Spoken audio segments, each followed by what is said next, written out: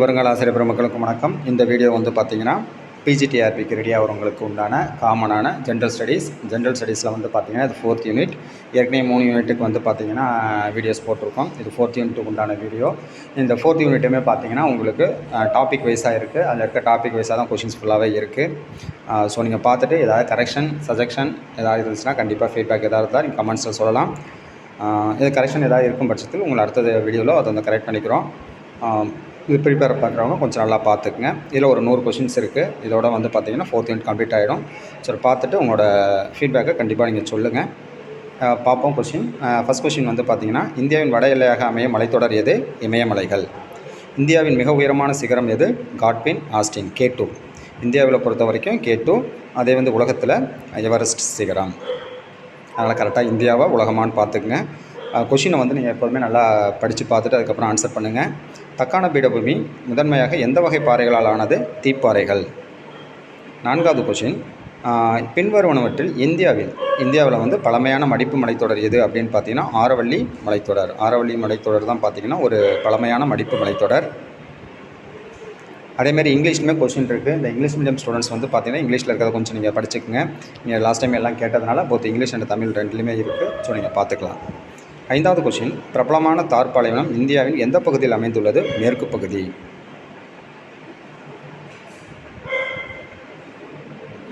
மேற்கு தொடர்ச்சி மலைகள் எவ்வாறு அழைக்கப்படுகிறது?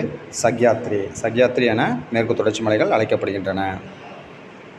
இந்தியாவின் மற்றும் உலகின் மிகப்பெரிய டெல்டா எந்த நதிகளால் உருவாக்கப்படுகிறது அப்படின்னு பார்த்தீங்கன்னா கங்கை மற்றும் பிரம்மபுத்திரா. இந்தியாவின் களஞ்சியம் எந்த புவிப்பரப்பு பிரிவு வந்து இந்தியாவோட களஞ்சியம் என்று அழைக்கப்படுகிறது? எந்த புவிப்பரப்பு இந்தியாவின் களஞ்சியம் என அழைக்கப்படுகிறது அப்படின்னு பார்த்தீங்கன்னா வட இந்திய பெரும் சமவெளிகள். அடுத்து 9வது கொஷின், பழைய வண்டல் மண் எவ்வாறு அழைக்கப்படுகிறது? பாங்கர் என அழைக்கப்படுகிறது. 10வது கொஷின், இமயமலைகளின் மிக தொடர்ச்சியான மலைத்தொடர் மற்றும் மிக உயரமான சிகரங்களை கொண்ட பகுதி எது? ஹிமாத்ரி. லட்சத்தீவுகள் அமைந்துள்ள கடல் அரபிக்கடல். ஆரவல்லி மலைத்தொடரின் மிக உயரமான சிகரம் குருஷிகர். ஆரவல்லி மலைத்தொடர் தான் மிக பழமையான மலைத்தொடர், மடிப்பு மலைத்தொடர் அப்படின்னு படிச்சிருக்கோம். அதில் இருக்கிற ஒரு உயரமான சிகரம் குருஷிகர். கிழக்கு தொடர்ச்சி மலையின் மிக உயரமான சிகரம் ஜிந்தாகடா அப்படிங்கிறது கிழக்கு தொடர்ச்சி மலையில் இருக்கிற உயரமான சிகரம். அடுத்து, பாக் நீர்ச்சந்தி மற்றும் மன்னார் வளைகுடா இந்தியாவை எந்த நாட்டிலிருந்து பிரிக்கிறது? இலங்கை. 2 நதிகளுக்கு இடையிலான நிலப்பரப்பு எவ்வாறு அறியப்படுகிறது? தோப். மேற்கு கடற்கரை சமவெளியின் தென்பகுதி எவ்வாறு அழைக்கப்படுகிறது? மலபார் கடற்கரை. புதிய வண்டல் மண் எவ்வாறு அழைக்கப்படுகிறது? காதர். இந்தியாவில் உள்ள ஒரே செயல்படும் எரிமலை எங்குள்ளது? அந்தமான் நிக்கோபார் தீவுகள். விந்திய மற்றும் சாத்புரா மலைத்தொடர்களுக்கு இடையே பாயும் நதி நர்மதா. இந்தியாவின் பாலைவனங்கள் இல்லாத பகுதிகளில் நிலப்பரப்பில் சுமார் 43% எந்த பகுதியை உள்ளடக்கியது? சமவெளிகள், பிளைன்ஸ். அடுத்த டாப்பிக்கில் முக்கிய இயற்கை வளங்களின் பரவல். இந்தியாவில் இரும்புத்தாது உற்பத்தி செய்யும் முக்கிய மாநிலம் ஒடிசா. இரும்புத்தாது வந்து பார்த்திங்கன்னா எங்கே அதிகமாக உற்பத்தி செய்கிறாங்க அப்படின்னு பார்த்தீங்கன்னா அயன் ஓர் ஒடிசா. இந்தியாவில் நிலக்கரி இருப்புகளுக்கு பெயர் பெற்ற முக்கிய புவியியல் அமைப்பு எது? கோண்ட்வானா அமைப்பு. கோண்ட்வானா அமைப்பு தான் பார்த்திங்கன்னா இந்தியாவில் நிலக்கரி இருப்புகளுக்கு பெயர் பெற்ற முக்கிய புவியியல் அமைப்பு. Geological formation. Major geological formation is known for goal deposit in India. Gondwana formation. இந்தியாவில் பெட்ரோலியத்தின் முக்கிய ஆதாரம் மும்பை ஹை. அடுத்து, சுண்ணாம்புக்களின் முக்கிய பயன் சிமெண்ட் தொழில். சிமெண்ட்டுக்கு வந்து சுண்ணாம்புக்கள் பயன்படுது தயாரிக்கிறதுக்கு. இந்தியாவில் மாங்கனீசு உற்பத்தி செய்யும் முன்னணி மாநிலம் மத்திய பிரதேசம். பாக்சைட் தாதுவிலிருந்து எந்த உலோகம் பிரித்தெடுக்கப்படுகிறது? அலுமினியங்கிறது பாக்சைட் தாதோட ஒரு உலோகம். அதுலேருந்து தான் அந்த தாதுலேருந்து தான் பாக்சைட் வந்து பிரித்தெடுக்கப்படுகிறது. இது வந்து ஏற்கனவே சயின்ஸில் படிச்சிருப்போம். Bauxite extracted from aluminium extracted from bauxite ore. இந்தியாவில் வைரச் சுரங்கங்களுக்கு பெயர் பெற்ற ஒரே இடம் மத்திய பிரதேசத்தில் இருக்கிற பன்னா. வைரச் சுரங்கத்துக்கு வந்து பார்த்திங்கன்னா பெயர் பெற்ற ஒரே இடம் பார்த்திங்கன்னா மத்திய பிரதேசத்தில் இருக்கிற பன்னா. நிலத்தடி நீரில் மிக அதிக அளவு பயன்படுத்தப்படுவது எதற்கு?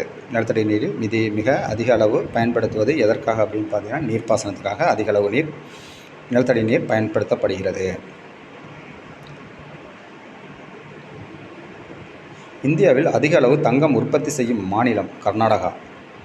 மிகா தாது primarily used in which industry அப்படின்னு பார்த்தீங்கன்னா மின்சாரம் மற்றும் மின்னணுவியல் தொழில். மிகா தாது வந்து எதுக்காக யூஸ் ஆகுது அப்படின்னா மின்சாரம் மற்றும் மின்னணுவியல், அதாவது வந்து electricity and electronic industry, electrical and electronics industry. இந்தியாவில் பழுப்பு நிலக்கரி உற்பத்தி செய்யும் முன்னணி மாநிலம் தமிழ்நாடு. பழுப்பு நிலக்கரி லிக்னைட் வந்து பார்த்திங்கன்னா தமிழ்நாட்டில் தான் நிறையா இருக்குது. நெய்வேலி. இந்தியாவில் காடுகள் இல்லாத பகுதிகளில் காணப்படும் முக்கிய இயற்கை வளம் எது? சூரிய ஆற்றல். இந்தியாவில் மிகப்பெரிய உப்பு உற்பத்தி செய்யும் மாநிலம் குஜராத். காப்பர் உற்பத்தி செய்யும் முக்கிய மாநிலம், காப்பர் வந்து பொறுத்த வரைக்கும் ராஜஸ்தான், மத்திய பிரதேசம், ஜார்க்கண்ட். மேற்கூறிய அனைத்தும் இந்த மூணுலையுமே வந்து பார்த்தா ராஜஸ்தானாக இருக்கட்டும், ஜார்க்கண்டாக இருக்கட்டும், மத்திய பிரதேசம் மூணுலையுமே காப்பர் வந்து உற்பத்தி செய்யும் மாநிலங்களில் முக்கிய மாநிலமாக இருக்கிறது. All the above. அணுசக்தி உற்பத்திக்கு தேவையான யுரேனியம் மற்றும் தோரியத்தின் முக்கிய ஆதாரங்கள் எங்கு காணப்படுகின்றன?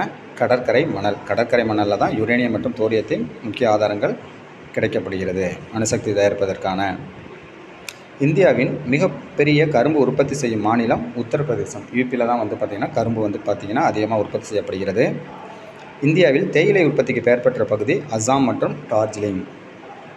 இந்தியாவில் ரப்பர் உற்பத்திக்கு பெயர் பெற்ற மாநிலம் கேரளா. இந்தியாவில் மிக நீண்ட கடற்கரை கொண்ட மாநிலம் குஜராத். இந்தியாவில் டைட்டானியம் தாது எங்கு அதிகமாக காணப்படுகிறது? கிழக்கு மற்றும் மேற்கு கடற்கரைகள். கிழக்கு மற்றும் மேற்கு கடற்கரைகளில் தான் வந்து பார்த்திங்கன்னா டைட்டானியம் தாது அதிகம் கிடைக்கப்படுகிறது. தலைப்பு அடுத்த டாபிக் வந்து பார்த்திங்கன்னா பூகம்பம், சுனாமி, சூறாவளி போன்ற புவியியல் நிகழ்வுகள். பூகம்பங்களை அளவிட பயன்படும் கருவி சீஸ்மோகிராஃப். சீஸ்மோகிராஃப் தான் வந்து பார்த்திங்கன்னா எர்த்குவைக்கெல்லாம் பற்றி அளவிட பயன்படும் கருவி சீஸ்மோகிராஃப். ரிக்டர் அளவுகோல் எதை அளவிட பயன்படுகிறது? பூகம்பத்தின் தீவிரம். பூகம்பம் இந்த எர்த்குவைக் எல்லாமே ரிக்டர் அளவுகோலில் தான் அளக்குறாங்க. சுனாமி ஏற்படுவதற்கான முக்கிய காரணம் கடலுக்கு அடியில் ஏற்படும் பூகம்பங்கள். கடலுக்கு அடியில் பூகம்பம் ஏற்படுறப்போ அது சுனாமியாக மாறுது. இந்தியாவில் எந்த பகுதி அதிக பூகம்ப ஆபத்து மண்டலத்தில் உள்ளது? இமயமலை மற்றும் வடகிழக்கு இந்தியா. அதுக்கப்புறம் இமயமலை, இதுதான் வந்து பார்த்திங்கன்னா அதிக பூகம்ப ஆபத்து உள்ள மண்டலம். வங்காள விரிகுடாவில் உருவாகும் பெரும்பாலான சூறாவளிகள் எந்த மாதங்களில் ஏற்படுகிறது? October to December. அக்டோபர் டிசம்பரில் தான் பெரும்பாலான சூறாவளிகள் உருவாகின்றன வங்காள விரிகுடாவில். 2004 இந்திய பெருங்கடல் சுனாமி எதனால் ஏற்பட்டது? சுமத்ரா கடற்கரையில் ஏற்பட்ட கடலுக்கு அடியிலான பூகம்பம். நம்ம 2004 வந்து சுனாமி வந்தது. அது வந்து எதனால் ஏற்பட்டது அப்படின்னு பார்த்திங்கன்னா சுமத்ரா கடற்கரையில் ஏற்பட்ட அந்த கடலுக்கு அடியில் ஏற்பட்ட பூகம்பத்தின் காரணமாக ஏற்பட்டது. சூறாவளிகள் பெரும்பாலும் எந்த கடற்கரை மாநிலங்களை தாக்குகின்றன? ஒடிசா மற்றும் ஆந்திர பிரதேசம். பூகம்பத்தின் பூமியின் மேற்பரப்பு புள்ளி எவ்வாறு அழைக்கப்படுகிறது? எபிசென்டர். இந்தியாவில் வெள்ளப்பெருக்கிற்கான முக்கிய காரணம் அதிக மழை மற்றும் நதி படுகைகளில் உள்ள கட்டிடங்கள். சுனாமியின் எச்சரிக்கை அமைப்பு எதை கொண்டு இயங்குகிறது? கடல் தரையில் வைக்கப்பட்டுள்ள உணரிகள். இந்தியாவின் மேற்கு கடற்கரை சூறாவளிகளால் அதிகம் பாதிக்கப்படுகிறதா அல்லது கிழக்கு கடற்கரை பாதிக்கப்படுகிறதா அப்படின்னு பார்த்தீங்கன்னா கிழக்கு கடற்கரை தான் அதிகமாக வந்து பார்த்திங்கன்னா சூறாவளிகளால் பாதிக்கப்படுகிறது. சூறாவளியால் கிழக்கு கடற்கரைகள் அதிகம் பாதிக்கப்படுகின்றது. நிலநடுக்கங்களால் ஏற்படும் சேதத்தின் அளவை மதிப்பிட பயன்படும் அளவுகோல் மெர்கலி அளவுகோல். நிலநடுக்கம் ஏற்படும் சேதத்தின் அளவு, நிலநடுக்கத்தை வந்து ரிக்டர் அளவுகோலில் குறிக்கிறோம். அதில் ஏற்படுற சேதத்தை வந்து மெர்கலி அளவுகோலால் அளக்கிறோம். அதனால் அதை நல்லா கரெக்டாக பார்த்துக்கணும். சூறாவளிகளின் உருவாக்கம் பொதுவாக என்ன வெப்பநிலை உள்ள கடல் நீரை கோருகிறது? 27 டிகிரி செல்சியஸுக்கு அதிகமாக உள்ளது. 27 டிகிரிக்கு செல்சியஸுக்கு அதிகமாக இருக்கிறது தான் சூறாவளிகளின் உருவாக்கம். பொதுவாக என்ன வெப்பநிலை உள்ள கடல் நீரை கோருகிறதுனா 27 டிகிரி செல்சியஸுக்கு அதிகமாக இருக்கிறப்ப தான்.